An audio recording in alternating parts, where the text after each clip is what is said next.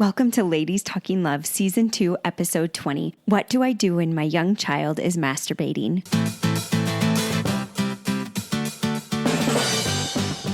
It's Ladies Talking Love, a community of women uncovering more joy and fulfillment in sex as we learn from experts and amazing women like you. Together, let's create a world where women's sexuality is celebrated and understood, beginning with our own. I'm your host, Ariel Finlinson. Let's talk love.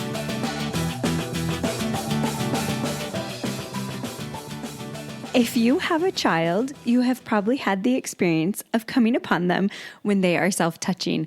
And I know for me, this has been an experience of a lot of emotions. It can be startling. It can create feelings of fear or shame because I think for most of us, this was probably one of our first experiences around sexuality for us as children when we may have self-touched or started to explore, and whatever reaction we received from our parents around sexuality may influence the type of reaction that we are going to have when we see our own children starting to self-touch.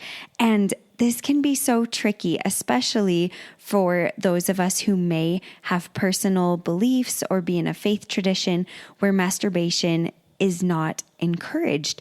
And for those of us wanting to create healthy sexuality in our homes and to get rid of the shame and kind of shift the culture around sexuality, this can be tricky to know how to handle self-touch in our children. And so I hope that this episode will be really helpful. I wanted to bring someone on who could help to guide us in the situations that we may encounter with our children, but in a way that we can stay true to our personal or religious beliefs, but also keep the interaction sex positive. Dr. Dean M. Busby is currently a professor in the School of Family Life at Brigham Young University in Provo, Utah. He has taught and been in administrative positions at a number of universities, including Brigham Young University, Texas Tech University, and Syracuse University. In more than 3 decades as a scholar, he has published more than 120 articles and book chapters and 5 books. His recent research has centered on the development and maintenance of sexual passion in marriage and development of healthy sexuality in families. Due to his past and present scholarship, he has developed into one of the foremost scholars on the factors that lead to successful marriage. He has been married to his wife, Colleen, for 38 years, and they enjoy their family of 3 sons and 10 grandchildren.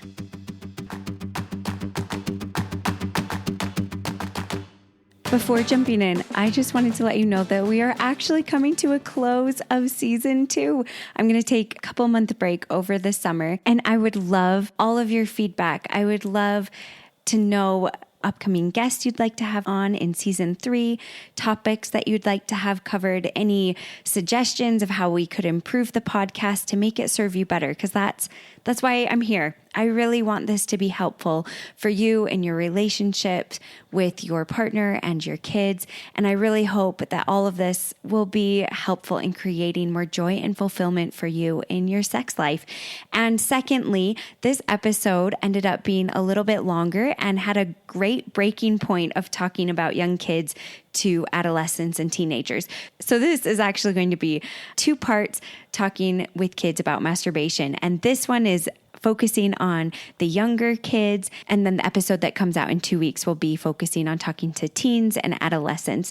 And my last reminder is to not forget to access my discount link for the 2022 or bundle of sex seminars from the Dating Divas. You can access both of those unique links from the previous episode, Do I Need a Lubricant? And don't be alarmed if the discount doesn't show up right away. You have to continue through the cart and go to checkout for that discount to pop up. But please feel free to reach out if you have any questions. My presentation is on 4 myths about male sexuality that can really harm, especially women's ability to receive joy and fulfillment in sex. But without further ado, let's talk love.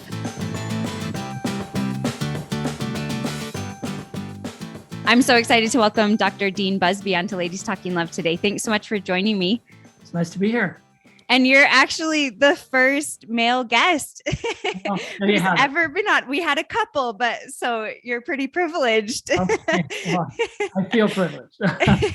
I'm so excited to have you on to talk a little bit about masturbation. I feel like this is a tricky topic that a lot of us haven't talked about. We're not exactly sure how to cover with our kids.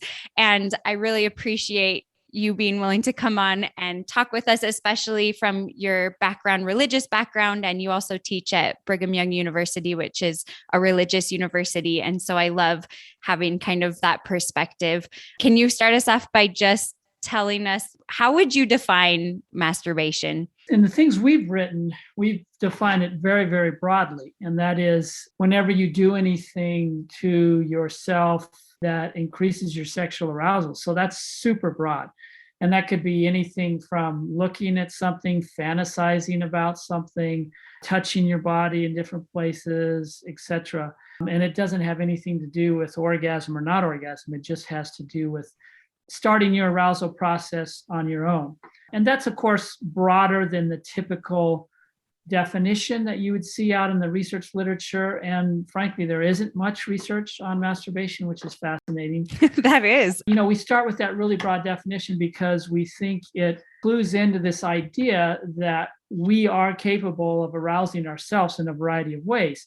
And that word masturbation means sort of that self-arousal process. That's so helpful, because that's one thing as I was coming in, I was like, I want to understand more what researchers or people may define masturbation, because I was trying to think how I would define it. So especially coming from a religious background where masturbation is discouraged, how are some ways that we can help our children see sex and see that it's good and see that pleasure is good, but also teach them within our religious values? It's an important topic because generally the first interventions or discussions or challenges that parents have with children in the sexuality area has to do with masturbation with young kids.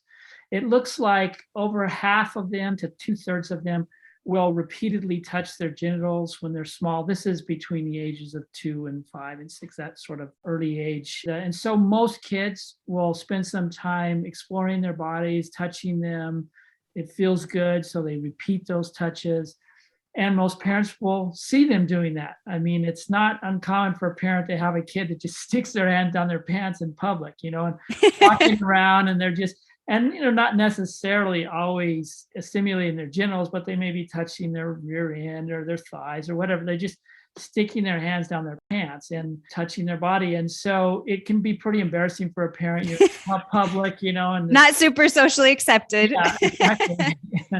And so it's the first place that we interact with children, usually at a very young age, around their bodies and what they do with their bodies and their first sexual feelings that they have. Of course, by saying this, we're not in any way comparing the self-touch and the masturbation process for young children to that of adolescents. It's a different animal once you go through puberty. There's different levels of arousal and different feelings that are created, but it's the same general process, and that is certain parts of our bodies are filled with extra nerves, and when we touch them, they're more enjoyable than other parts of our bodies. So parents, they see this happening, and unfortunately, most of them are alarmed by it.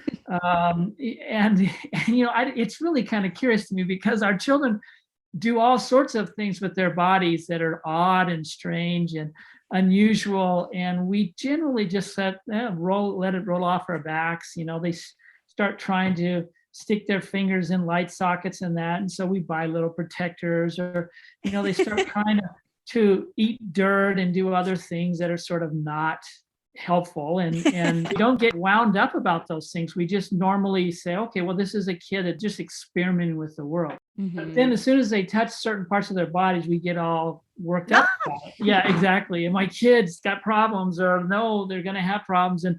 And so then what that means is the first interaction comes from that place of alarm and over concern about normal behavior. And so then what happens is they tend to say something like, stop that. It's and just that kind of an interaction sort of startles the kid.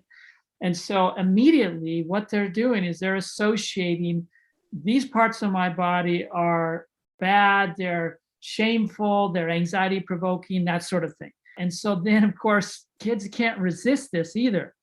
I mean, they can't resist their own bodies. Yeah. And so there's so much to explore and so many cool things. And so immediately what happens if the parent continues to sort of startle them or punish them or holler at them or whatever is they just go in secret. And so then we have perfect setup for exactly what you don't want in terms of connecting sexuality with shame, anxiety, secrecy. You don't want any of those three things. And we don't even think about, all I want to do is stop this embarrassing behavior, right? And so they may parent like that with other things. You know, the kid's trying to stick a knife in a light socket. You're going to immediately say, stop that, because you don't want to get electrocuted. And maybe, you know, that's an instance where their physical safety is at risk. But touching your body isn't like that. I mean, there isn't any inherent harm or bad things that are going to happen to them immediately because hey, this part of my body feels different and I like to touch that. And so if we can just sort of think about it as the thing that is most similar to me is lying. You know how little kids start lying pretty fast. And they're just a safety mechanism. They're like, something bad's going to happen. Yes, exactly. Don't explain this differently. and they're totally terrible at lying. I mean, they're just awful at lying.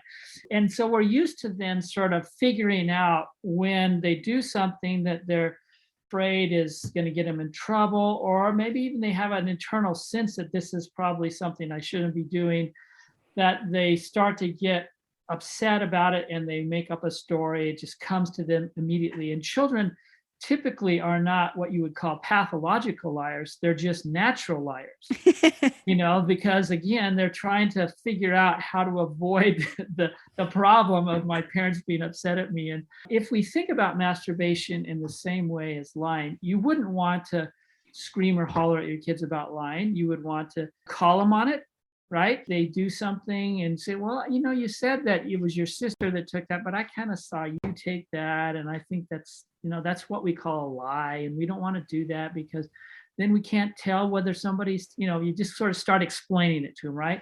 But of course, if they're two, you can't do all that explanation because they're just too young to comprehend that. And so we approach it in a different way. And we are going to lie the rest of our lives, aren't we? I mean, we are all going to exaggerate some truth this way or that way, or we're going to avoid mentioning something we did or said because we don't want to give the wrong impression, you know, sort of a deceit. So there's different kinds of lying. And most parents are pretty comfortable with understanding this is going to be a process of teaching children how to understand how to tell the truth and the benefits of telling the truth. Well, there is absolutely nothing different about masturbation than that. And so if you just can reduce the anxiety and the alarm nature that you have and come to it like you would with lying, okay, we're going to have a repeated behavior, something that's hard for them to avoid, something they're going to spend maybe a big part of their life working on, like how to keep my sexual arousal in the right place, what to do or not to do with my sexual arousal. And so if we think about it like lying, and that most of it is little white lies and simple mistakes that kids made, and it's not really something to be overwrought about, then we can just approach it in a steady, calm way and really deal with this like we would any other childhood problem. I love that you talked about when we come at it, which I think we're all so prone to do right when our kids start exploring their bodies, like, what are you doing? Stop that. Get your hand out of your pants or whatever. That it causes anxiety, shame, and secrecy, which are that none of us want that for anything with our kids, especially their sexuality. So that example you gave of your kid being in public, sticking their hands down their pants, what are some ways a parent could handle that situation in a different way? The primary thing you do with self-touch masturbation is the same thing you do with any other physical behavior with young children, and that's just distraction. Because they're doing a particular thing you don't want them to do physically because it's fun, interesting, mysterious, whatever. It's got some kind of attractiveness to it. So all you do when they want to put their finger in the light socket is say, hey, look it over here. And you just distract their attention away, right? And consistently distract. And so you do the same thing. They got their hands down their pants. You give them something else to put their hands on. So, hey, look at this. And you're holding a ball or you're doing something, there's something else they'll be interested in. And so their hand comes right out of their pants toward that object. And you haven't said a word about the rightness or the wrongness, because at this point, it really isn't right and wrong. It's just touching body. Mm-hmm. That's the primary approach you do. And you do that pretty much, I would say 90% of the time with regard to any kind of touching of their bodies. You just sort of distract them to something else. And at some point, when they get to the place, again, we'll take the light socket. At some point, you can say why you don't want them touching the light sockets. This will kill you. This is unsafe. And maybe show them a little YouTube video about what electricity is, right? And what electricity can do. It can burn you. It can do this. And I mean, you're not trying to horrify them and traumatize them. You're trying to say there's something in that hole there that can be really dangerous. But you don't do that to a 2 or 3 year old. They just can't get that. Yeah. And so, but 4, 5, 6, if they're still sort of fascinated with light sockets, then you go, okay, we have to put a meaning around this. It's not just don't touch that. It's why not? What is the problem with this? And so they're still self-touching a lot as they move into the 4, 5, 6-year-old point. Then you need to start talking about the reasons, different parts of our bodies, what they're for, the long-term sort of thing. These are important parts of our body that help us when we get married so that we can have baby, just whatever level of understanding they can get. Those are for our spouses to touch, not for ourselves. And then you introduce this idea. No, don't ever do that again. There's no startling. There's no alarmness. There's no, this is terrible. You should never do that. You don't overblow it. You just give them a reason, and you give them a target of when and what this is for. So it sort of helps them understand their curiosity. And if you keep wanting to touch this part of your body and it's really hard not to, come and talk to me, and we'll find some other ways of working on that. And so then the most important thing is that when they have a desire physically that you want to redirect, and just distraction isn't working, is then you build a relationship around that problem so they come to you and together you problem solve that. That's what you want. Because then as adolescents, now they've been exposed to pornography, or now they're starting to masturbate in an adolescent way, or whatever. They have interest in being involved with a boyfriend or girlfriend before they should. You want them to come and talk to you about why I want to do this. And okay, well, let's talk about why that's not the best idea and what can you do instead. You want that built into your parenting from the very youngest age. So it's always together, we work on this together. Which I think is the most powerful thing we can do as parents, to create a safe space where our kids can come and ask those questions or feel like they can work with us. That is such a good point. You touched on the importance then of kind of explaining as they get to this 4, 5, 6-year-old ages where they can understand. Can you maybe give us a little bit more of what you might say? Say we have a 5-year-old and they are really liking to self-touch and the distraction isn't working. Can you just give us an example scenario of how you would talk to them about it, what you would explain about their bodies? First, I would talk about the thing they're doing, and I would always start with a positive. You like to touch yourself there. Maybe it's their penis or their vulva or whatever. Name the part, name where they're touching, and just say, you like to touch this body part, and name that body part. And why do you think you like that? Oh, it feels good. Okay, so name where they're touching, what they're touching, but use proper words. And when we touch ourselves and it feels good, that's got a word that we use, and then you can name it, called masturbation. And so masturbation is something that we try to avoid. And what do I mean by avoid? What are some other things in your life that we want you to avoid? And so they could talk about, hitting my brother, running off the street, whatever it is, right? Yeah, so it's something that we can do, but we don't want to do because it's not good for us in the long run. It doesn't help us. Touching those parts of our body, those parts of our body are for us to experience when we get married. So when we want to show our love for one another and when we want to make babies, those are what those body parts are for.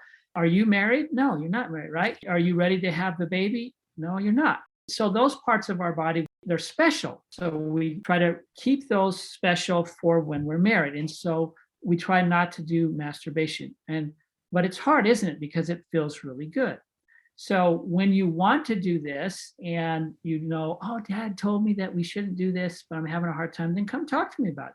And we'll come up with some ways that you can distract yourself or other things you can do that make it so it's not so hard. So you see, there's nothing in that that's about shame or you're doing this terrible thing. It's sort of just locating the issue, starting to build this idea, oh, these parts of my body have a certain purpose, but it's not now.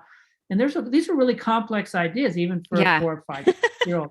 So you're building scaffolding, right? You're building bridges to bigger conversations about sexuality. And what's great about that when they touch themselves is that you're getting an opportunity to begin to talk about sexuality, which is fantastic. And they're introducing you to the opportunity to start having these. And so if you said to them, like I just said, these parts are for when we want to show our love and we want to make babies, and they might say something like, well, how are babies made? Okay, well, so then there it is. There's the beginning of the opportunity to start talking about that. And they might be a little confused and say, well, I love you, so do I touch these parts of you? No, that's only for daddy or mom, whoever your partner is. And so between just married couples, so kids don't touch those parts of each other, and they don't touch their own, and they don't touch adults' body parts. In fact, if that happens, you really want to tell me really quickly. That's very important. And so it gives you these avenues to have these other conversations. And of course, in about 2 minutes, their brain will overload. And and then they will just shut down and you stop. You don't lecture. You just, as soon as their brain shuts down, you just stop. And they will come back and they'll have, yesterday you said this, this for how people show love, or this is, etc. And then the opportunity will come again and you'll have more that you can share. And so you're building this nice conversation around our bodies, our sexuality, the purpose of sex, that sort of thing. And so when you come upon them and they're still self-touching, do you just kind of redo that conversation in this age group? Yeah, you just start it over. So now a bath, notorious, right? Yes. They're washing themselves and then they start playing with their body. Oh, yes. Yeah. And so, and that's a good time where you can pretty much expect that if you have a kid that's already touching themselves, that during bath time, that's going to be an opportunity where you can, quote, catch them. But again, you don't want to startle, you don't want to shame. And so they're in the bathtub, you say, okay, well, I'm going to go in and kind of see what's going on. So then you just walk up comfortably and sit down. They're right in the middle of touching themselves. So you don't say, do you remember when we talked about this the other day? What body part are you touching right now? Oh, and what do we call that? Those are those special body parts for marriage. Okay, but you're touching yourself again. We just talked about that, right? Yes, it's hard, isn't it? It's hard to stop. Why is it hard? Because it feels so good. And all right, so then again, when something feels good that we're not supposed to do, it's hard to stop that, isn't it? And so that's a big conversation you're starting to, just like when it's hard and you have a piece of candy and you've had too much and that's your brother's piece. And it's hard, so you begin to help them understand that my own body has things about it that are hard to control. And then you just have that conversation over again and move on. And so, I don't know that you really would ever have a need with a child that young to do something more. I just don't think you need to, because it almost always just goes away. They just get interested in other things and it doesn't become a problem. Now, there's a small subset of kids that are prone to perseveration. What's that? That's where you persevere at something, like you have repeated tics and things behaviorally that you can't stop yourself. Like they just clear the like that. And there's certain children that are prone to that. It's typically connected to a variety of other things that can be signs of Tourette's syndrome or other psychological problems, that anxiety disorders, etc. Autistic children often have these behaviors they repeat over and over physically. They might rock and things like that. And so some of those kids will have one of those behaviors they perseverate in could be touching themselves. And as any parent knows that has a child with those sorts of problems, it's super difficult to get that to stop. And it's typically an issue of medication. because the brain just goes on this sort of train, automatic train, and the child can't really control. It's like head banging and other things that kids do that. And so if you have a child and is moving beyond 6, 7, 8, and they're constantly touching themselves and they can't seem to stop, it's a pretty good sign that you've got some other psychological issues that you want to probably go in and get them checked out for and see what's going on. Because again, the typical child, especially if you manage it well and it's not this shame and stuff, they'll just learn to stop doing this. They'll get interested in other things, and it goes away pretty consistently. So, but if not, then you may have something that you want to deal with. And you mentioned if your child like, oh, if you're having trouble stopping because it feels good and it's hard, let's problem solve. What might that look like? How would you problem solve with a young child? The best thing to do is help them come up with solutions. And so then what you want to do is draw into their experience that they've already had with learning to stop things they don't want to do. Okay, so you remember how hard it was for you to stop teasing Johnny, and how that every day, and we had these conversations and how it was making him feel bad and you didn't feel good about it either. What did you do to help remind yourself to stop teasing him when you wanted to? And so they'll come up with some ideas. I just thought about this or that. And so then you go right into that. They have some solutions, even little bits of solutions. I distracted myself. I went into the other room and built up a series of options that they have already tried in their life that's worked for them. And sometimes their options will be kind of silly, and you can just go ahead and leave that in the problem. So, okay, so one of the things you can do is you can yell to yourself inside your head, whatever it is, but another thing you could do is when you want to use your hands for something that you feel like you shouldn't do, first thing we want to do is put something else in our hands that gives us something else to do with our hands. So when you want to touch these body parts, what could you put in your hands instead? That's an example more specific if they don't come up with something like that. And mental distractions, you want to focus on how to distract themselves mentally, how to distract themselves physically, how to come to you for help or just frustration. They can't stop something. And then somewhere in that, you want to probably seed the idea that when we do something that we have a hard time stopping, what we don't want to do is make it a secret and try to hide it. And so just introduce that idea, because that's a worse problem than what and that tied with sexuality is the seedbed for so many problems later on in adolescence that you want to avoid. So I would introduce that pretty early on with the kids if they're persisting in this behavior a little bit more, and we're having these conversations and they keep having these experiences. When you notice they're trying to keep it a secret, you want to help them learn that that's a worse problem than touching yourself. So when you want to keep a secret, it's usually because it's something that you don't feel good about, right? But then when you do that, how do you feel about it? So then you have that conversation about secrets. And always when you want to keep a secret from mommy or daddy, push yourself to come and talk to us anyway. And we'll do our best to help you understand. And when a child does come to you, this is a really important moment, probably more important than anything else you can do around sexuality. When a child comes to you and says, I'm having problems with this. This can be now about adolescence, or I can't stop thinking about this. I read this story in class and it makes me aroused, etc. When they come to you and you want to just give them a giant hug and say, I'm so happy that you feel comfortable coming to me and talking to me about this. And you want to make sure they understand that that is one of the best things they can do in their life. It makes me feel so much trust towards you that you can do this. And thank you. And so then you've made that way bigger than whatever they need to talk about. And so then you can turn to that and you can talk about it. But mostly you just want to reward that they come to you. Yeah. You can build that kind of a process, that bridge into this behavior for the young kids, because they're going to want to try to keep it secret with you.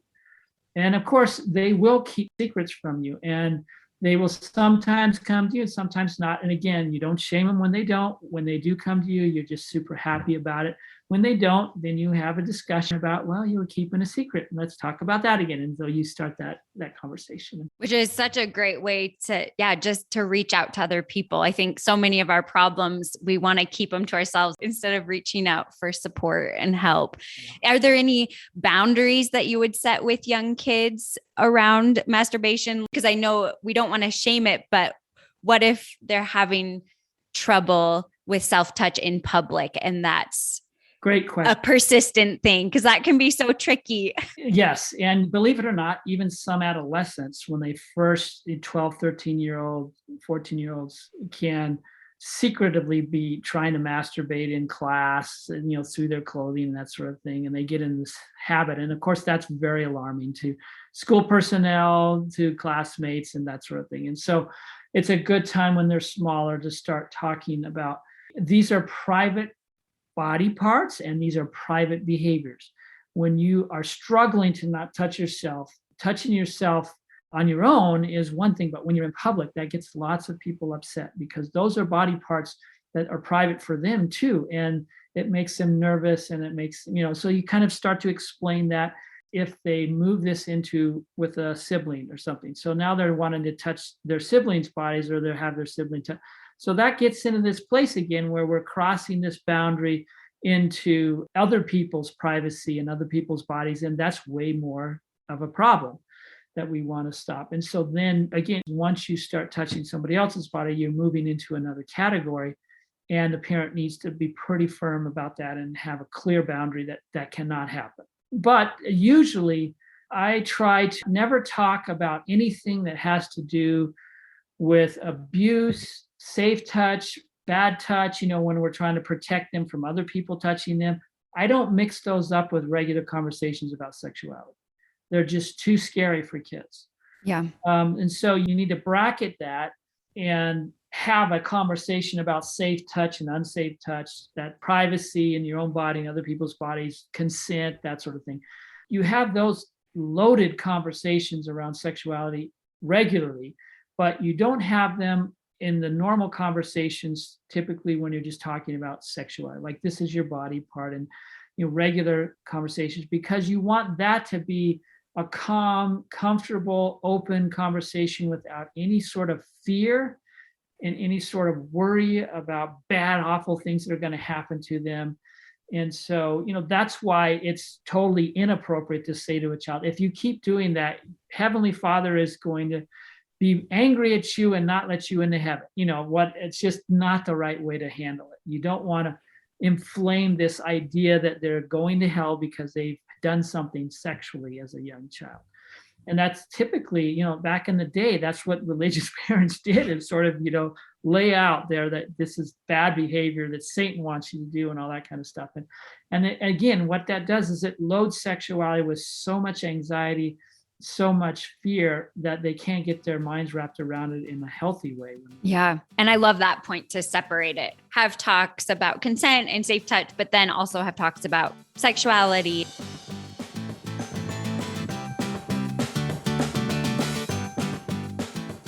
I really hope that this interview has been helpful in knowing how to better handle situations that come up when our children are self-touching or masturbating.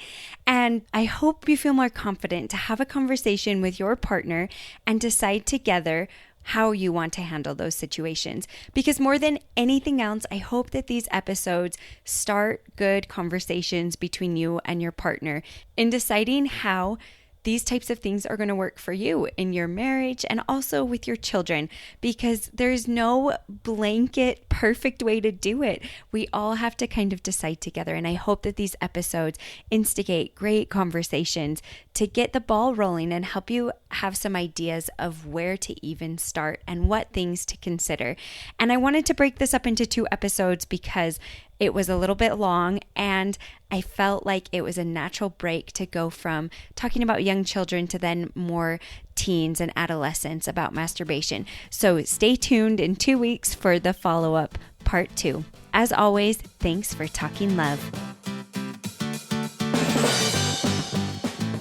Thank you to all of you who listen and join me on this journey, and to our Ladies Talking Love team who make the podcast possible. Thanks to our sound wizard, Kimberly Demers, Our newsletter guru, Lauren Barton, and our miscellaneous task was Jana Norman. As always, thanks for talking love.